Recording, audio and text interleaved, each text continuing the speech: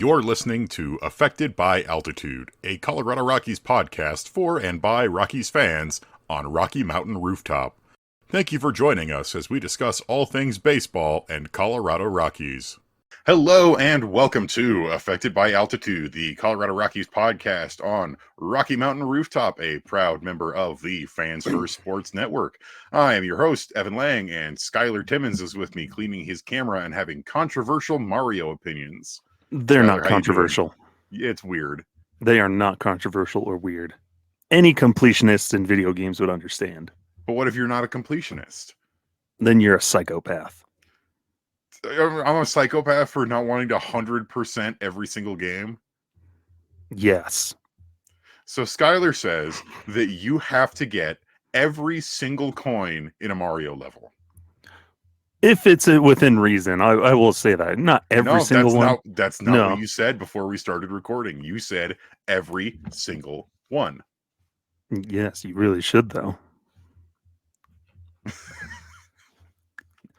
If it's within reason, especially.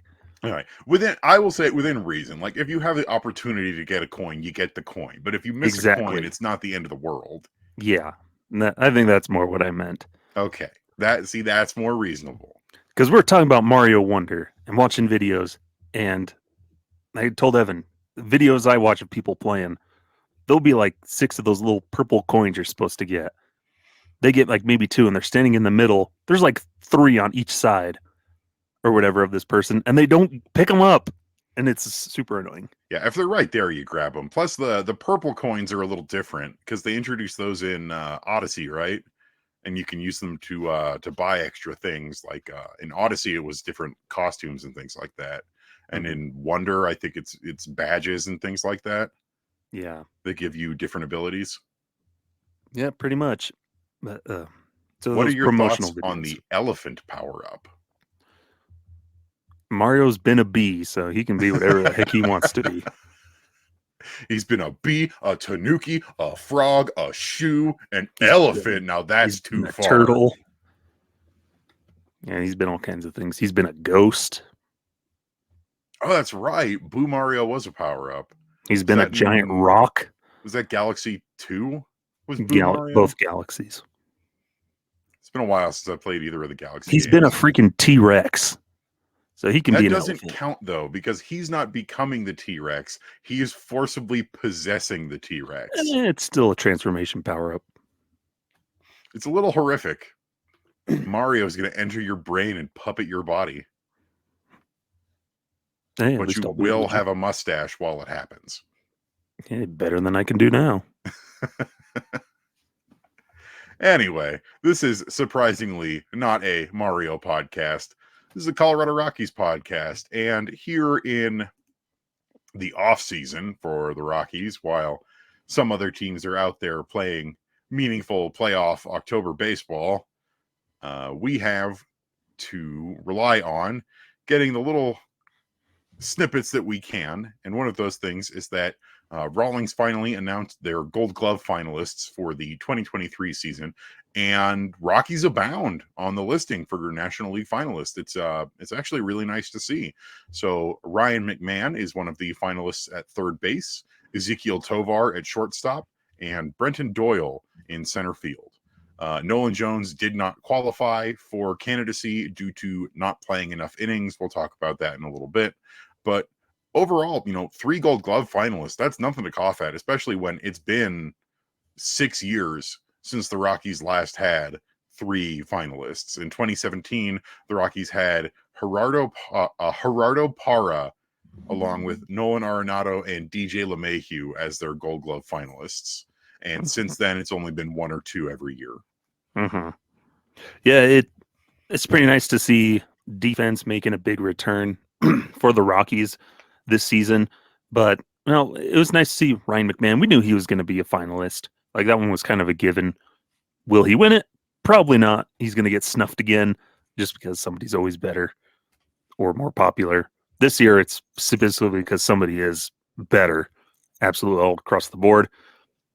But no, it's nice to see Tovar get that recognition. We thought maybe he would, but for him to get that recognition is awesome to be a finalist. And then Brenton Doyle, he seemed like a lock after throughout the years, just a matter of would the rest of the league recognize it. They did, probably because the sabermetric stuff did all big, carried a lot of that weight to get them across the threshold. But it's good to see these guys, especially rookies, getting recognized for the awesome stuff they did with the glove this year. Yeah, definitely. And there were a lot of rookies across the board, both in the American League and the National League, who are getting these Gold Glove nominations. That was really cool. But we're going to start with just looking at a position by position here for the Rockies finalists. At third base, along with Ryan McMahon, we have Pittsburgh's Ke'Bryan Hayes and Atlanta's Austin Riley. Notably absent this year for the first time since 2012, Nolan Arenado is not on the ballot for third base Gold Glove. Mm-hmm. That's probably the most surprising thing. It's just the fact that his reign of 10 straight comes to an end finally, because he didn't have a good year defensively. And you could argue these past 2 years, he wasn't as Gold Glove worthy as he has in the past. It wasn't as much of a lock because the past 2 years, we talked about Ryan McMahon, how good he was defensively at third base and better than Nolan Arenado, or Ke'Bryan Hayes was the same way. But he didn't have a good year. And so it's opened the way for Austin Riley to sneak into the finalists. I don't know much about Austin Riley. I just know about his bat. Never paid attention to his glove. But it's just crazy to think 10 straight years, most of those with the Rockies, and then he's finally off the ballot for good reason, because these other guys were so much better. Didn't have a good season. And the one outlier on this list is Austin Riley, but he did overall have a pretty solid season. In terms of DRS, he was one of the leaders in the National League for third base defense, and he had a much improved overall campaign. He's definitely, I think, the weakest of the three candidates. He played the most innings at third base, and had the most assists. Was tied for the most putouts and had but did have the second most errors. His DRS of 9, ultimate zone rating per Fangraphs -2.3, the worst on the list, and his outs above average of 0, worst on the list, and fielding percentage 0.972, second worst on the list. But overall, he had a solid season. But it really is going to come down to Ryan McMahon and Ke'Bryan Hayes. And honestly, as much as I love Ryan McMahon, by all metrics, this is probably going to be Ke'Bryan's year where he finally gets it. He's been a finalist for the last couple of years, same with McMahon, but I think Ke'Bryan Hayes was just overall a little bit better than Rymack, especially when you look at he had a full 4 defensive run save better, and he had a full 6 outs above average better with a better fielding percentage. The only spot where McMahon has the edge is an ultimate zone rating. Mm-hmm. Yeah, it's probably going to be tight. We'll see.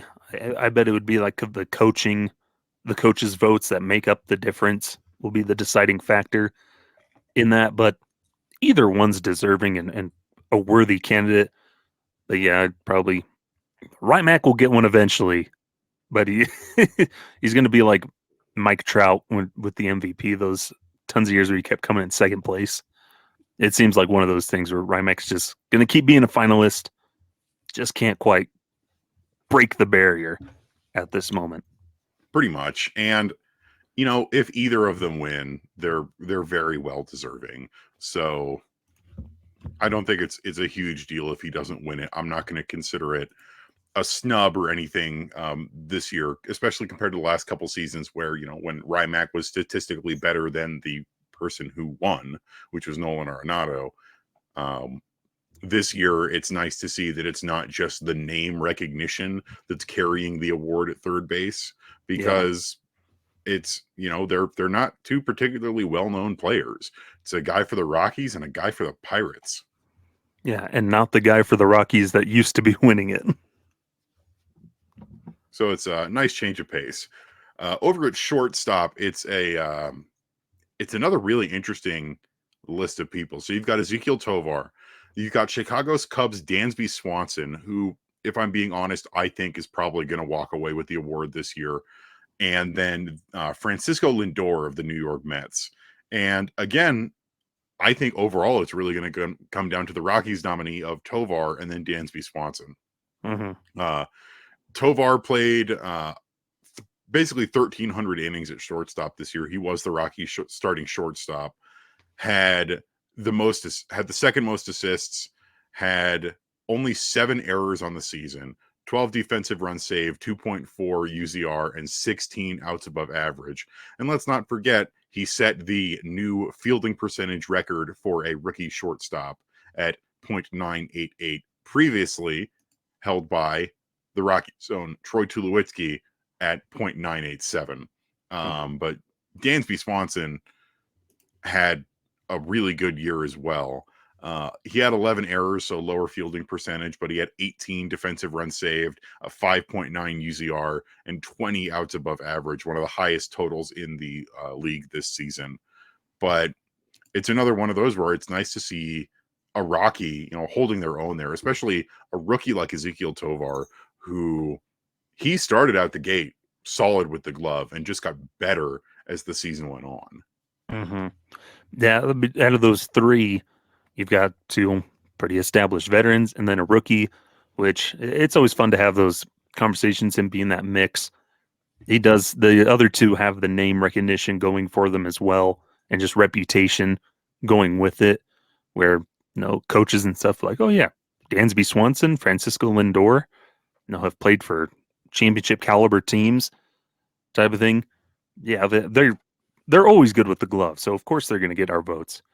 So I wouldn't be surprised if Tovar comes in 3rd in that voting, just strictly because of all that. But yeah, like when you look at the statistics, just as good. Mudjoe's just second to Dansby Swanson at shortstop in a lot of that. So it's just incredible to see his growth over the course of the season. Yeah, his bat grew a lot, but the defense, like you said, was always there and continued to get better when he got more comfortable.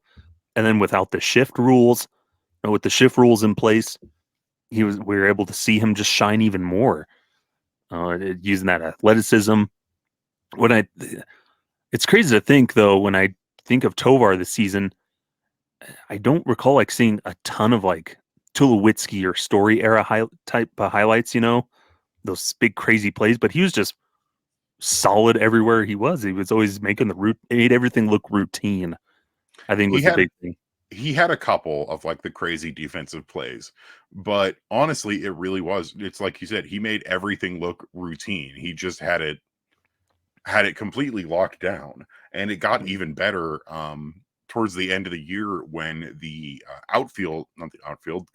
the infield defense sort of improved around him. So you have Ryan McMahon at 3rd base, but then when Brendan Rodgers, who won the Gold Glove at 2nd base last year, came back, and then you have Alaris Montero and even Chris Bryant playing first base with much improved defense over there.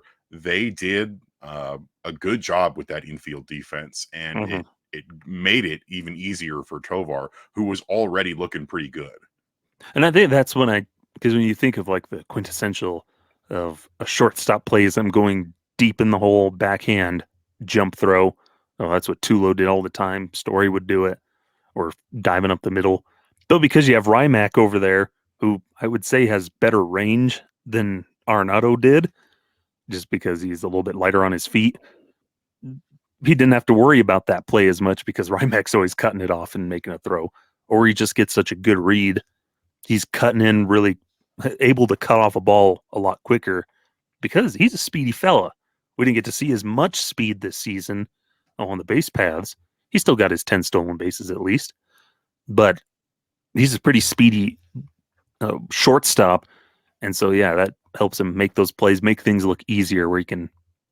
I remember when he jumped high. That was the one I remember, is him climbing a ladder to catch. So. Yeah, those were always good. He had a couple of those where he made those jumping catches, which are always so much fun to see from a shortstop. But it really is, Tovar's got such a good combination of tools at shortstop. He's got good footwork. He's light on his feet with good speed. He's got a very good glove and very good sense for the game defensively, and has very good hands. So he can make these plays and make them look easy, make them look routine. So even if he doesn't win, I am so happy Yeah. to see Tovar up here as a finalist. But, And I yeah, do think he has a chance at winning. I don't yeah, think it's impossible. yeah. And even just, I think that was the thing for Ryan McMahon a couple of years ago when he was a finalist for the first time, or even last year. Is even just being a finalist, is a big accomplishment, especially as a rookie shortstop in your first full season, as the everyday shortstop type of thing. So he'll get a Gold Glove eventually. Oh yeah, especially if he keeps playing the way that he has been playing Mhm. over this season. It's only a matter of time. If it's not this year, it'll be at some point down the road. But we then move on to center field, where this is the one where if the Rockies player doesn't win it, you get mad, because Mhm. Brenton Doyle had statistically not just the best defensive center field season in Colorado Rockies history, but the best defensive season in the league as a center fielder. Across the entirety of Major League Baseball, he was the best center fielder. It's almost comical how much better some of his numbers are. His ultimate zone rating is 24.5. Like, that is bizarre how good that is, because he's got incredible range. His outs above average of 16, one of the best in the league. His DRS of 19, one of the best in the league. His fielding percentage of .997, one of the best in the league. 373 putouts, the most of all the nominees. 10 outfield assists and only one error across 1,023 innings and 2/3. The other two finalists, Michael Harris II and Alec Thomas of Atlanta and Arizona, respectively, they had solid seasons. I'm not putting them down at all. But if Brenton Doyle doesn't win this award, I think it's ludicrous, because he was that good. Mhm. Yeah, he passes the eye test when you just watch him play center field. He's just natural out there, comfortable, chasing down things, makes it look easy. You never have to worry a deep fly ball anymore. It's hit high and deep, but it's going to stay in the ballpark. You're like, oh, Doyle's got that. Like, he can track that sucker down, especially at Coors Field, which I think is the biggest thing that makes this the most impressive. Is you look at the other finalists, look at their field dimensions. Oh, it's nothing compared to the cavernous graveyard that is Coors Field.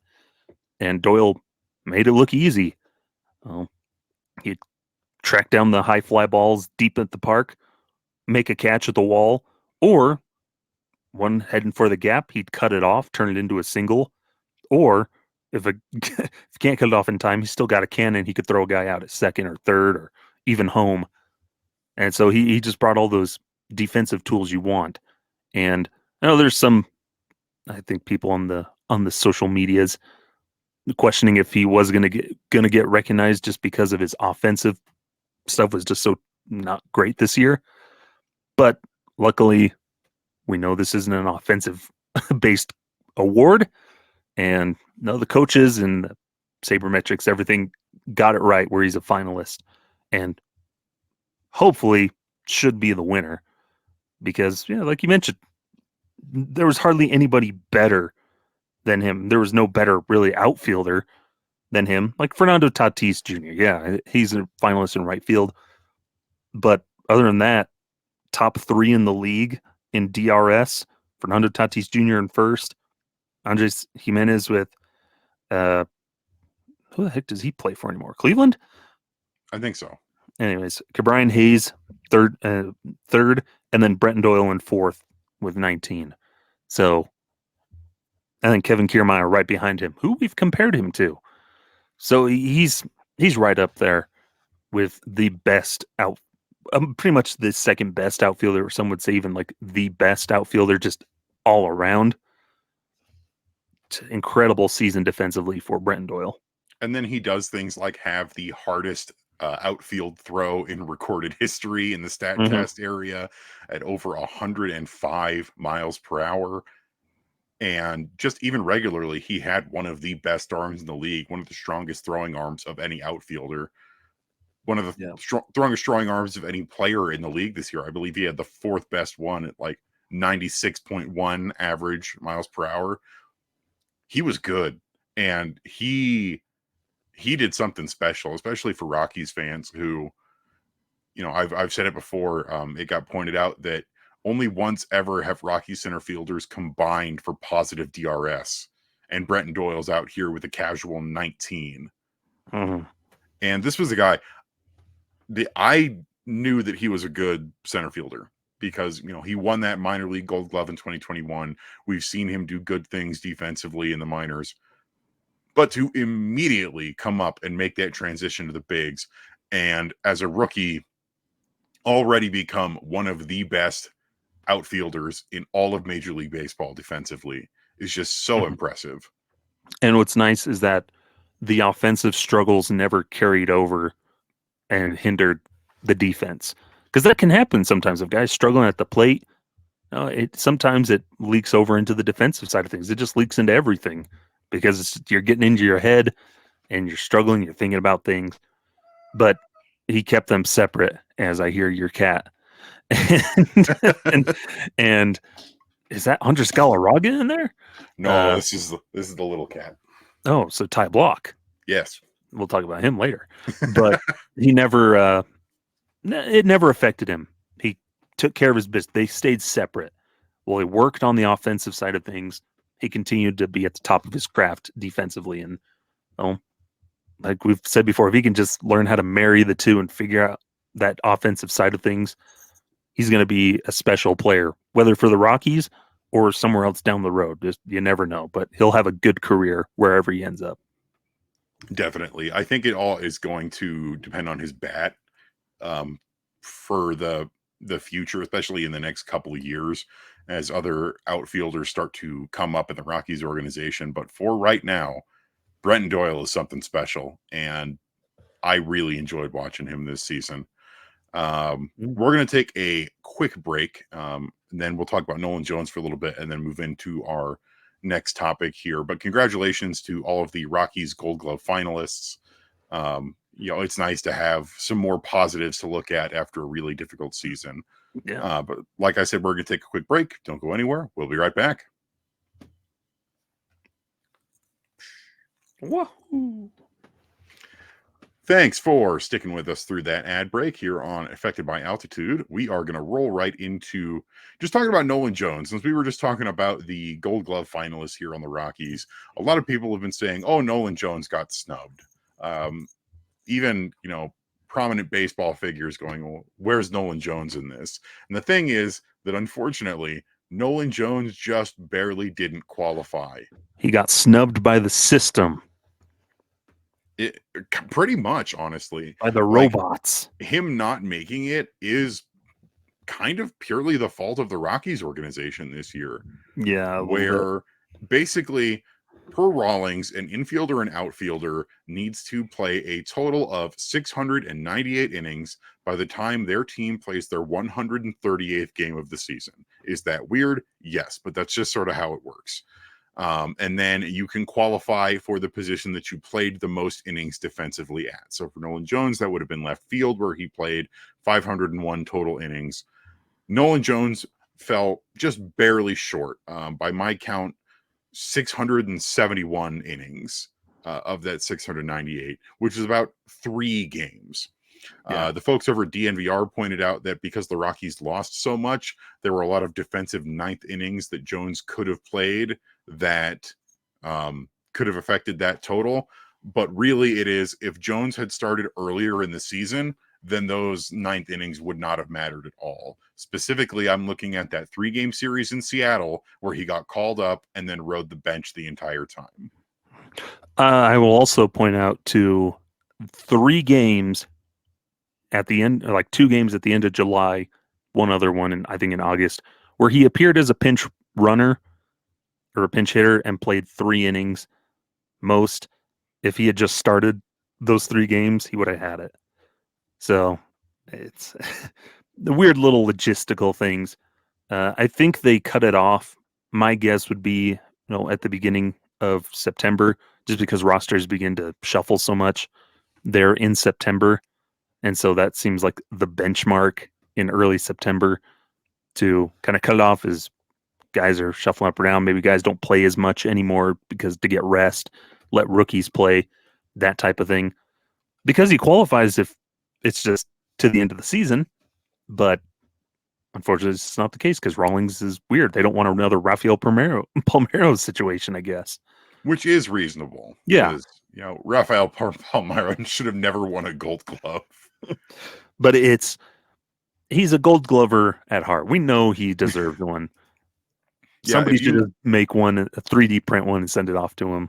Something. If you look at the other finalists for left field Gold Glove in the National League, it's the Cubs' Ian Happ, the Dodgers' David Peralta, and Atlanta's Eddie Rosario. And if you look at how much better Nolan Jones was in about 500 fewer innings than most of these guys, you can really think, Nolan Jones would have been a finalist if he had qualified, in my opinion. Yeah. Jones finished the year in left field, 501 innings, 106 putouts, 11 outfield assists in left field, and then another 8 in center and right field. Like his outfield assists were insane this year. He led the league with 19 outfield assists, which I believe is also a Rockies franchise record. 9 defensive runs saved, which is better than all 3 of the other finalists. 6 ultimate zone rating, which is better than one of the other finalists, Eddie Rosario. And his -1 outs above average is better than 2 of the 3 finalists. And he has the same fielding percentage as Eddie Rosario at .983. Jones was good and had the same thing with Brenton Doyle. It's an absolute rocket launcher for an arm. No matter where you put him in the outfield, you do not run on Nolan Jones. Yeah, another rookie learning a new position, learning to be a regular outfielder, and just ran away with it. And he can still get better. That's the thing, is he's not a perfect outfielder yet. He's still got to work on some things. And when he does work on those things, working on routes and just reading the ball and everything, watch scary outfield. Because, Nolan Jones came up through the Cleveland Guardians organization as a corner infielder, primarily third base, but some first base. And he did play some first base for the Rockies this year. But outfield is relatively new to him. Basically, he started playing outfield last year.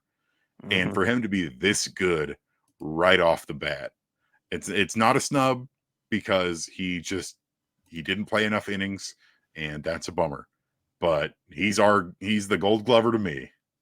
Yeah, and he's evidence of how you do what the Rockies wanted to do with like Chris Bryant and Ian Desmond and Daniel Murphy, where you don't try to get the old veteran to change to a new position.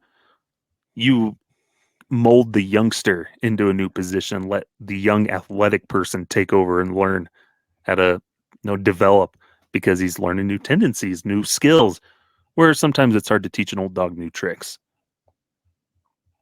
Yeah, for sure. And it is with Nolan, he's still pretty young. He has even more potential in him after an incredible rookie season, and technically his second rookie season, because he made his debut in 2022, but still had rookie status through this year and has such a great initial showing to build on with the Rockies organization. So, huge props to Nojo for such a great defensive season on top of it. And also, just like Doyle, one of the best arms in the outfield in all of baseball this year. That it was so nice having an outfield, especially, no matter how you configured them, that if you had Brenton Doyle and Nolan Jones out there, you figure things are going to be okay. And it's been a while since Rockies fans could really say, we've got this outfield locked down. This is a good defensive outfield. Indeed. I will say who was a snub. I'm not going to talk about it too much, but Lourdes Gurriel Jr. of the Arizona Diamondbacks, who did play enough to qualify, had a really good defensive year. One of the best, the most DRS of all left fielders. Had a great ultimate zone rating, had positive outs above average, and a fielding percentage of 1.9. .000, a perfect fielding percentage in left field this year. He did not get the nod, which I think is a legitimate snub. Yeah, probably. Especially compared to, Eddie Rosario, who not a particularly impressive campaign. But overall, that's the Gold Glove Awards for the Rockies this year. And we look forward to seeing who the winners are. I really hope I'm not expecting a sweep of the three, but it would be very cool if they did. But I'm hoping at least one of our guys is going to bring home some hardware this year. Biggest snub, Harold Castro for utility Gold Glove. Awful. Biggest snub in left field, Jurickson Profar. Yeah. With his -11 DRS. The Lead Glove Awards. Ooh. It was bad. It was rough. That's the crazy thing is we started this year with that outfield defense being so rough with, you have Chris Bryant in right, who he's just not an outfielder. I'm sorry. Charlie Blackmon, who, definitely lost his depth, though he actually had positive DRS this year, which is the first time in a couple of years, I think.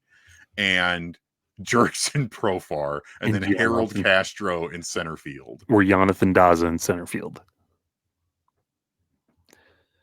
That was sure a decision. Speaking of decisions, though, we're going to pivot over to our next topic, which is roster decisions. The Rockies outrighted a bunch of guys off the roster over the last week or so. And in just going through them here, there are some names you're not surprised for, and there are some that you are a little surprised for. So we talked about it, I think, last week, where Austin Wynns, Matt Caracidi, and Harold Castro were all outrighted off the roster, probably not coming back. But then over this last week, we had another 4 guys get outrighted. Right-handed reliever Matt Cook, who had a pretty solid overall season for the Rockies this year. Left-handed starter and reliever Ty Block. And the big surprise of this bunch is right-handed starter Carl Kaufman, who made his big league debut this year. And he definitely struggled, but he's been outrighted off the roster. He'll revert straight back to being a minor leaguer with the Albuquerque Isotopes. Mm-hmm. And then just yesterday even, Ryan Rollison was outrighted off the 40-man roster. Mm-hmm.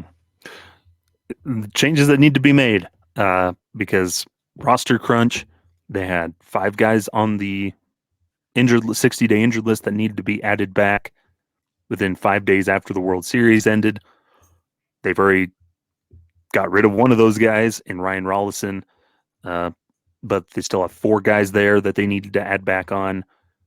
After outrighting those first 3 guys, they had like 37 or so. And there's 3 pending free agents as well that have to be accounted for.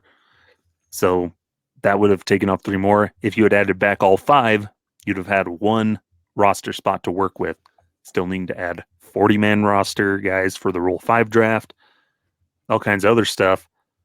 And so that left them with 1. So obviously changes have to be made. More changes. You have to start trimming the fat on the roster, making room for guys, making room for prospects you need to add on, like Adel Amador, Yangel Fernandez, some of those guys. Got to make room for them. And what better way? Cut veterans. 1, cut the veterans that either don't really have a future on the team or could come back as a non-roster invitee on a minor league contract, like a Matt Cook, even a Matt Caracidi or Ty Block again, where Ty Block's just going to, like the little cat, he's just going to keep coming back. We set him outside and we'll let him back in. He'll come back to the door, pawn, and we'll drop out a little minor league contract for him, and he'll make the opening day roster again. But they needed to make moves, and so it's good that they're cutting some of those veterans. It's a little worrying when they're like, yeah, we want to bring them back, which, yeah, that's fine. You can because you need the depth. But you tell me there aren't better options to bring back in outside of Matt Cook and Ty Block type of thing? I think Matt Cook had a good enough season, especially after not playing too much in the bigs over the last few seasons. He definitely started to struggle sort of down the stretch as he had more work this season in the bigs than he had in some time. And I think him starting to struggle was also just a side effect of how gassed that entire bullpen was. Mhm. And Sam Bradfield, our editor, has spoken about how how Ryan Feltner really valued having Matt Cook in the clubhouse, and how he was a valued member of the clubhouse. And same for Ty Block. I have no problem with the Rockies bringing them back on non-roster spring training invites or minor league deals, because honestly there is no such thing as a bad minor league deal, even if it's Harold Castro. Like if they brought back Harold Castro, as long as he stays in the minors and it's just like only in case of emergency break glass guy, fine.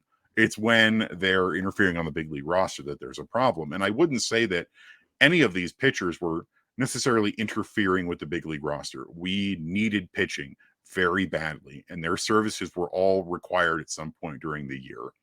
My thing is, don't just settle for them. If you're bringing them back, don't just settle for them.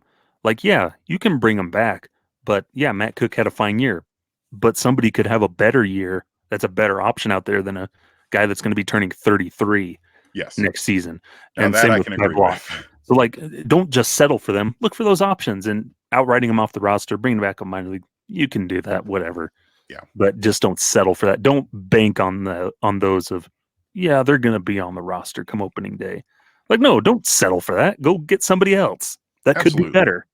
And that's really the thing, is that the majority of these guys that were outrighted, they are not guys that are going to necessarily have a future as a key player in the organization. Yeah. Austin Wynns, Harold Castro, Matt Caracidi. We talked a little bit last year where Austin Wynns and Matt Caracidi that was probably their last big hurrah as big leaguers.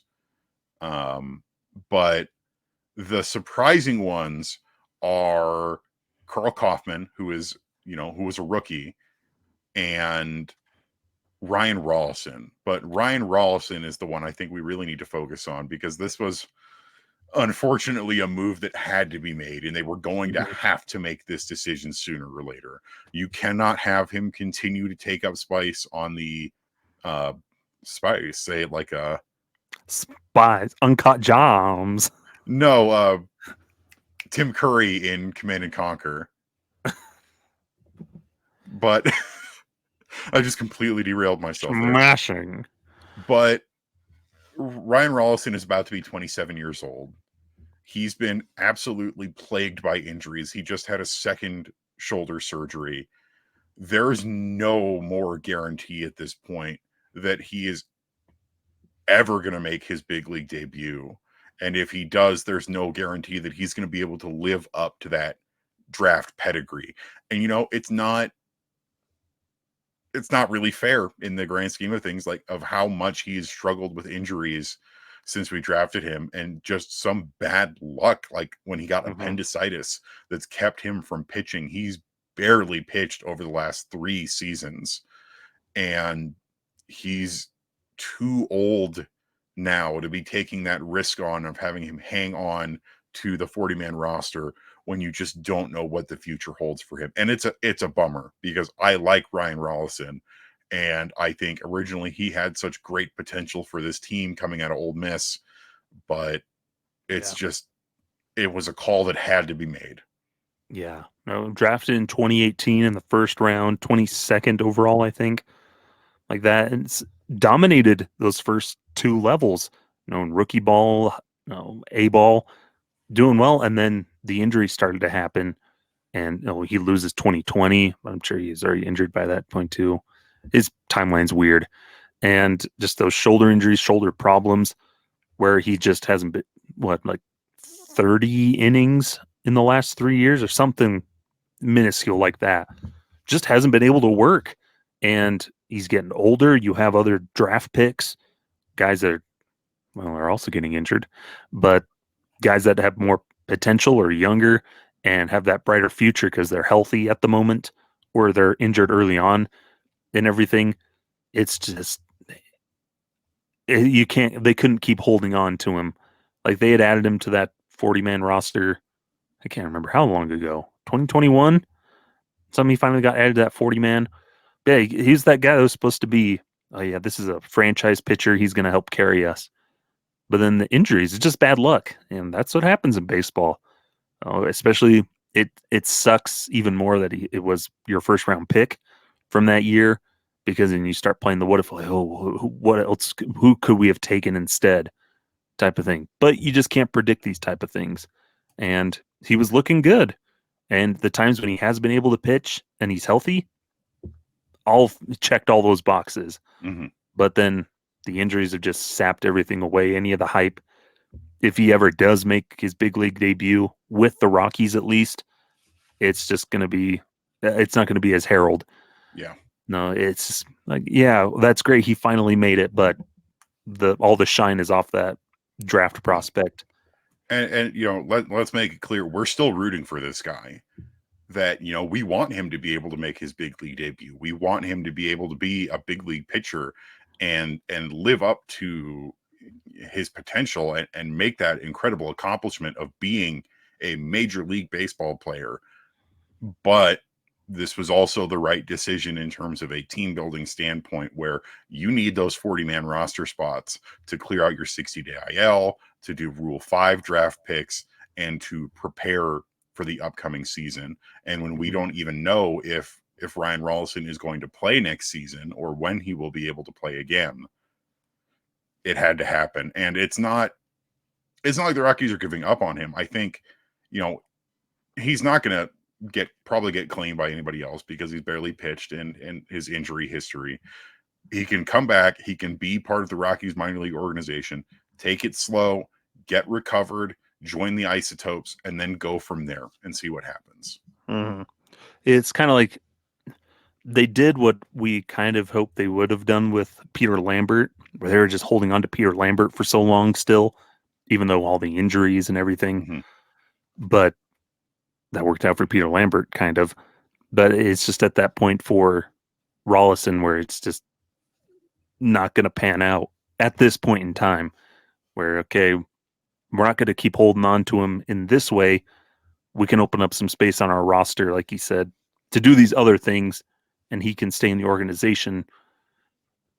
No, and hopefully nobody tries to pick him up or anything, but just see what they can do with him. More of that, what can we salvage from him for the rest of his career down the line.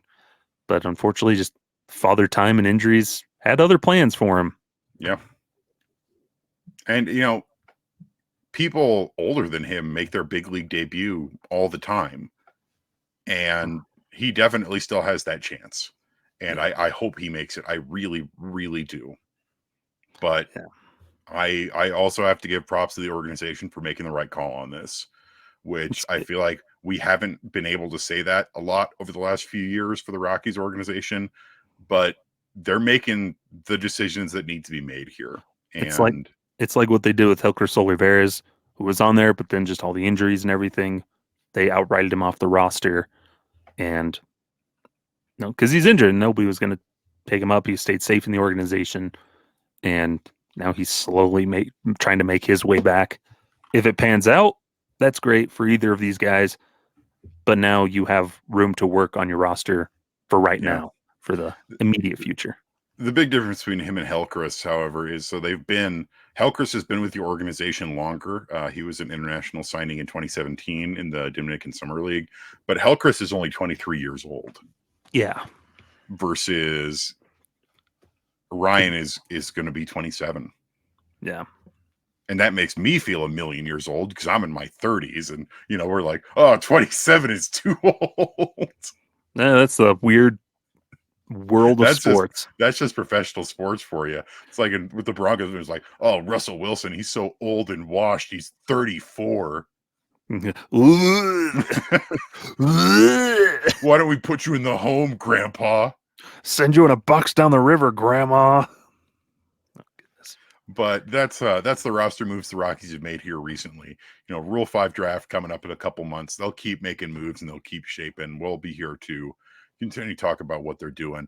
we're going to take another quick break here, and when we get back, we will Who wrap things knows? up with a little bit of Affected by Altitude awards talk, and maybe talk a little bit about the playoffs that are going on down there in those parts. So stick with us. We'll be right back.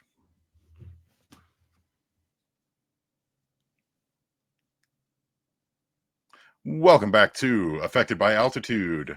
Thanks for sticking with us through that last ad break. So, season's over, Skyler, and we're coming up on awards season.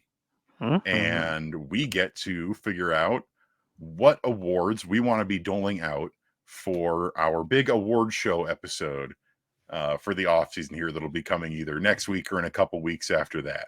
And there's going to be your obvious ones like Most Valuable Rocky and Rookie of the Year and blah, blah, blah, blah, blah. But what other awards should we be giving out? This episode will just be us sitting quietly and contemplating.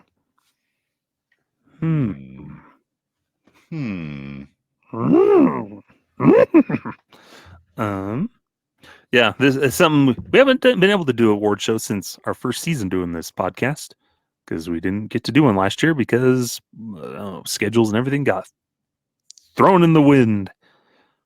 Things got wild and crazy. Also, I think there's like the weird stuff with the podcast funding getting cut and all that stuff and reshaping with Purple Row and everything. So we're back on track trying to figure out. So yeah, for our every 2 years award show. Yes. Whatever. Okay, so some of these awards, and if you have ideas on the Twitters, if you hear this episode, let us know. Yep. Either in the comments, wherever. Message us. No, don't message us directly. I don't want those. And who knows what you can do on Twitter anymore these days with messaging and all that stuff. If you pay $20, you can send 2 reposts. Ooh. But you can always tweet at us and stuff.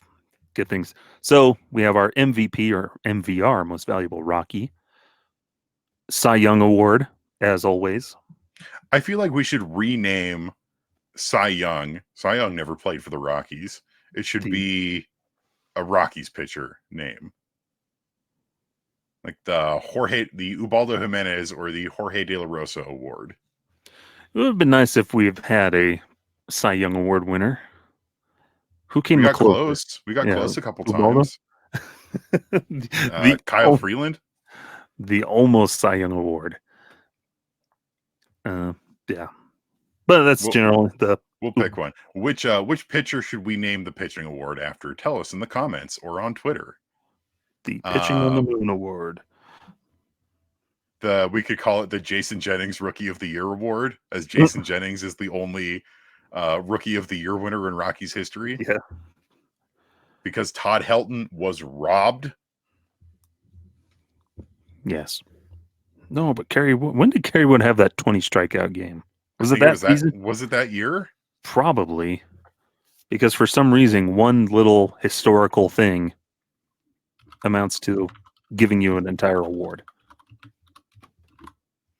20 strikeout game. Yeah, it was 98.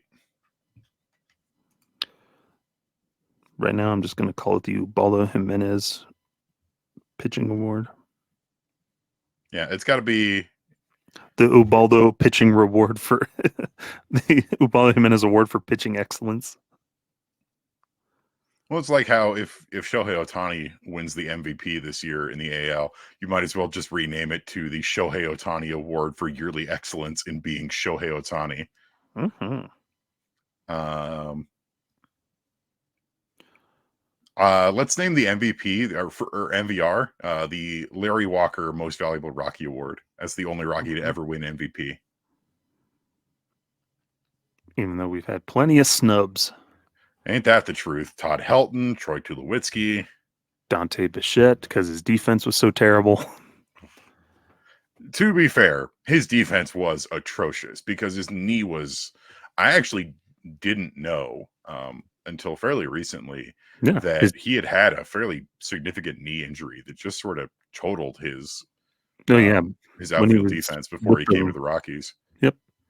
He was playing football at Thanksgiving. Stop doing things. If you're not playing, just sit at home, relax. A bottle of vino, nice cigar.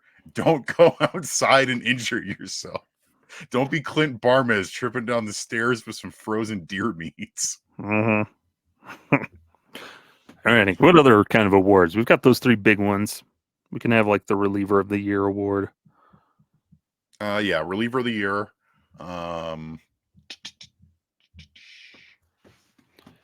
This is the riveting podcast content people want. Just busy work. We could name our own all-stars. Hey, now. You're an all-star. We could do a coaching, like member of the coaching staff of the year kind of thing. There are some guys on the coaching staff who do deserve kudos. I think Warren Schaefer, for example, makes a very clear impact in that clubhouse. Mm-hmm. All-stars. You can have the Silver Slugger. Oh, true. Silver Slugger. Like an overall Silver Slugger. Offensive player of the year, defensive player of the year. Yeah. The team Gold Glove. No, this is super riveting. I'm having a good time though. And be thinking of our silly categories as well. Bench player of the year. Bench player or utility man of the year, which I argue should be called the Terry Shumpert Award. Let's see, bench player of the year. I remember one that we did. Best new friend. Did we also do? I remember I argued for it in 2021, the cutest couple award. This is the 2 players, like the 2 best friends on the team. The best buddies award. The best Buddy Black award. It would be Bud Black and veterans. Bud Black is best new friend, which would be, you just talk about pretty much your nominee of your favorite new player from this season that we met. So anybody that hadn't been on the team before this season, eligible to Nolan Jones. I don't know if Tovar makes the cut. Tovar was technically here last year. Yeah, but only for a week. It has to be an extended. Let's say they had to play at least a month the previous season to not be able to make it. So Tovar's in the clear. Yeah. But yeah, so for example, like Alaris Montero wouldn't be able to win, but Tovar played literally 6 games at the end of the season last year. Yeah. Yeah. Like an extended new player. So like Pierce Johnson, Brad Hand make the cut. Mike Moustakas makes the cut. Austin wins. Anybody that was brand new. Ooh, that gives me an idea for another silly one. Is the best goodbye your favorite player that got traded away? So that'd be Hand, Johnson, Crone, Grichuk, and Moustakas. The Adios Muchacho Award. Oh, that's good. That's good. Okay, I like that. You got a gift. So were you happy to see Adios Muchacho Jerickson Profar? The guy you were happiest to see leave. Yeah, that's my thought of that award. Guy you were happiest to see leave. It's kind of a mean one, but a little, but come on. It was funny. Profar. I'm sorry. What was I going to say? Oh, something kind of along the lines of like a swagger award, the Carlos Gonzalez Swagger Award. Or if he was still with the team, you could call it the Raimel Tapia Con Mucho Swagger Award. He was another of my Adios Muchacho Award winners. I miss Tippy Taps. But he was, he was on a couple different big league rosters this year. He got to play in the playoffs. He was in the wild card series. He was on the Rays roster for the wild card series. Probably helping contribute some of the worst defense that Rays team has seen as a team in that wild card series. Anyways, but that could be one. A Swagger Award. Some kind of prospect award, like top pitching prospect and top some minor league position awards. prospect.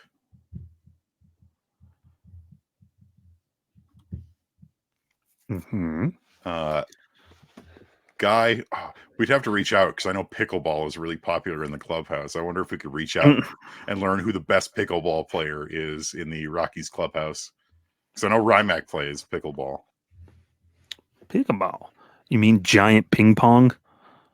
That's all it is. No, I mean smaller tennis. Yeah. It's medium-sized tennis. So you ping pong, pickleball, tennis. Mm-hmm. Oh man, I was thinking of something. Best hair. We'll just throw that out there. Because you got a couple guys who have good flow. Ryan McMahon, Justin Lawrence, Charlie Blackmon. I have one that I always love as an award for anything. Is just called dumbest thing. So it could just be anything that is just super dumb from the year. It could be a signing. It could be just a moment on the field. Or just some dumb, silly thing that just makes no sense.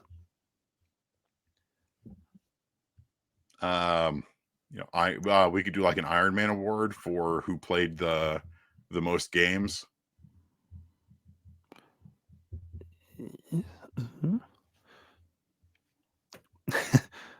Best injured list player. The best player you never got to see because he was hurt. I mean, that defaults to Chris Bryant, right? Mm-hmm. Oh, sometimes with these award shows, you can just have a hyper-specific one that's for a guy directly.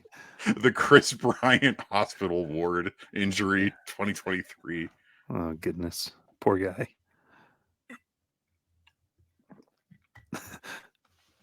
The Moneybags Award. The Thief Award. Who made the most money by not doing anything? The Dad Strength Award. The player who played the best after they had a kid born. We had Randall Grichuk, Tovar. McMahon announced that they were having a kid, but not born yet. The Dad Strength Award. I put down worst moment and best moment.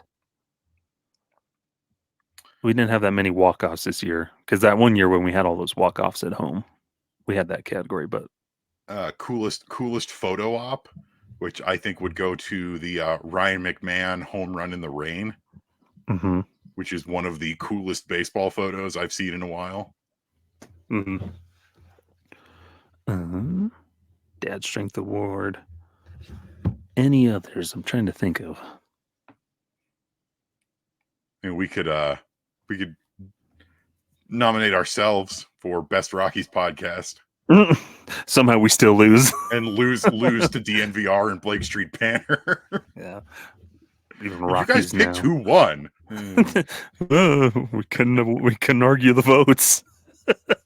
Look, we know our place. Oh well. But we do have the best Every Rocky Ever podcast. Yeah. Best podcast guest, Brandon Barnes. Yeah, just by default. Well, Stephen Rice, he gets he's right there. Stephen was great. I wish I could have been a part of either of those ones, but scheduling just didn't work out for me. Nope. And hopefully it's something we can try to do more in the off season, even if it's just me. Especially where people are less busy and, not traveling all the time and playing all these games. Maybe we can try and get some more folks on the show. We also want to have some of our friends at Purple Row be on a little bit more often. Lord knows I'm still trying to get Mac back on at some point, but that guy is just always so busy. I have best podcast gag. Gag or bit. If we'd been smart, we would have been cutting up those clips throughout the year of the bits and gags, but oh well. Yeah. We only got so much time in the day. And we don't have those recordings anymore. Oh, we have the episodes. No, I can on YouTube. They're salvageable. If Yeah. I go on to the podcast hosting site, I can download and have been slowly working on getting all of those. The main thing Because is of I just don't have the raw audio anymore. Oh Bryant's yeah, the babies. biggest blunder of when Evan fried his computer and lost the entire archives of Affected by Altitude. Did we ever talk about that on the show? I don't know. We didn't. A couple months ago, I built a new computer because I wanted to be able to better edit and record and not have it take a million years to process all of the video when we're exporting and uploading. And in the process, don't know how, fried my old computer that had all of the archives on it. So now I have to be triple sure that I am uploading them to multiple places, backing them up on multiple hard drives, and just overall not being such an idiot. Technology. This never would have happened if I stored all of these on floppy disk. Yeah. Floppy disk. It's for the future. Let's see. I'm trying to think of any other ones you can think of at the moment of different categories. Got a good little list here, I feel like we have a pretty good list. but we can always come up with more in our off time. And if y'all listening have any ideas for like awards that or fun titles that we could hand out, Best like we former said- Rocky. Oh, the best Rocky who used to be a Rocky but is no longer a Rocky. Yeah. John Gray. Garrett Hampson had a pretty good season. Garrett Hampson was on a playoff roster. Mm-hmm. We had a couple former Rockies on playoff rosters. John Gray, Jeff Hoffman, Garrett Hampson, Miguel Castro. Kevin Pillar, that Rockies legend. Oh, that's right. I think Sam Hilliard was on the injured list. Yeah, he got injured at some point. Jeff Hoffman, all of a sudden, is one of the most reliable relievers in that Phillies bullpen. He made 54 appearances this year and had a 2.41 ERA. What? Where was this? Again, it's that old not the conversation first we can't necessarily blame the players. Yeah. As more and more, we can blame the organization. Yeah, if they leave here and then another team is able to fix what's not working, that's on us, not on them. The same for Yency Almonte with the Dodgers. When Jake McGee went to the Dodgers. A lot of guys that go to the Dodgers. John Gray, I think it's not necessarily that they fixed something with him, is that now that he's removed from altitude and he's been able to stay relatively healthy, we're just seeing the pitcher that we knew he was more and more. Yeah. He's remained pretty solid. I miss him a lot. Mm-hmm. As Joel wrote on Purple Row, Rockies could have definitely used him. Yeah, sure could have used the guy to make a bunch of starts this year when our pitching rotation was paper thin. But yeah, if you guys have any other fun titles, awards that you think we should hand out for our award show that's going to happen here in the near future, leave a comment on the Purple Row post, or tag us on the tweeters or on Blue Sky or whatever, and we'll get working. We'll also probably want to do at some point in the near future another edition of Sent from My iPad, the Affected by Altitude mailbag show. So be on the lookout for that. But I think that's going to about do it for us today. Real quick, who do you think is going to win the championship series? It's probably going to be the Astros, just because. My hope is that they made a deal with the devil or something, because it's ridiculous. I'm going to try and be optimistic. Give me Rangers in 7. That'd be nice if they don't blow it at the end. It's really been that bullpen's been tough. Don't pitch Jose Altuve. And I feel for Jose Leclerc, because I feel like he's constantly getting called to work extra when guys like Aroldis Chapman inevitably leave a mess for him to clean up. That's the thing with the playoff baseball, is that, well, more so this year, but your really good relievers just get overused Mm-hmm. just because that's who you need to rely on. That's who you have to rely on. I would like to see John Gray make a start at some point if they go to 7. I don't think they go back to Max Scherzer again, honestly. I think he just wasn't fully healthy and he wasn't actually ready to come back. But you know how Mad Max is. He's hyper competitive. He wants to be pitching. And so I think he pushed for like, nope, let's go, let's do it, and then just wasn't ready. Yeah, he'd probably send threatening messages or just weird messages to Bruce Bochy. Like, I'm watching you sleep. Let me pitch. He's the kind of psycho that would do that. I was talking about with my friend who is from Dallas. He's a Rangers fan. We were watching one of the games and Max is just like wandering around in the dugout and he looks like a crazy dude, just like walked in from the street. And he's like making all these weird muttering faces himself and just talking to himself, storming around the dugout. Max Scherzer. And then I'm really hoping that the Diamondbacks pull something out.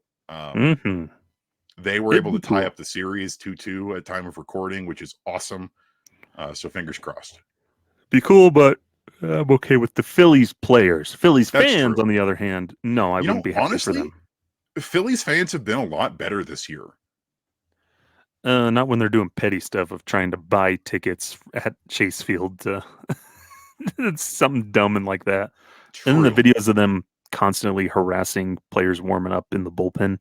Yeah. Like they're I suppose I'm more thinking about what they did with Trey Turner this year, where Trey Turner was really struggling, and they're fine with coalition. They're fine with their guys, but they are absolutely atrocious and obnoxious to anybody that's not a Phillies person. It's the city of brotherly love, baby. Oh yeah, nothing shows brotherly love like sticking it to the other guy. Well, the Rockies have the true Philadelphia legend, which is that one coach who ate like 1 billion cheesesteaks and didn't die. Hey, Mike Jasperson, strength and conditioning coach. You put some respect on his name. Friend of the show because he played with my brother at CSU Pueblo. Oh, that's cool. Oh, I think you've mentioned that before. Yeah. I've got the inside track. He's got the scoop. All right. Well, that's going to about do it for us here on Affected by Altitude. Skyler, how about you tell these nice folks where they can find you at? No. Okay. That's the show, everybody. Bye. There we go. See ya. You find me on the Twitters at sideline_crowd, and also find me writing Wednesday Rock Piles, as well as pumping out content at fansfirstsports.com, writing about MLB stuff, because I got to make that cheddar cheese. But just writing about stuff, trying to expand out outside of writing about the Rockies. And it's been a fun challenge, learning to write about other teams. Like a lot of the playoff teams. That's what I've been doing this past week. Trying to pump one out once a day at least, maybe, and writing about the playoff teams. It's been fun. Writing about the Rangers, the Phillies, good stuff. The Marlins. Yeah, Skyler's been doing a great job over there. I really want to get to writing more content over on Fans First. I just haven't had the time to do it. But Skyler's putting up a lot of quality content over there. So I strongly encourage you go check it out. And also a new episode of Every Rocky Ever will be coming up that we have to record. But it'll be coming up this coming week.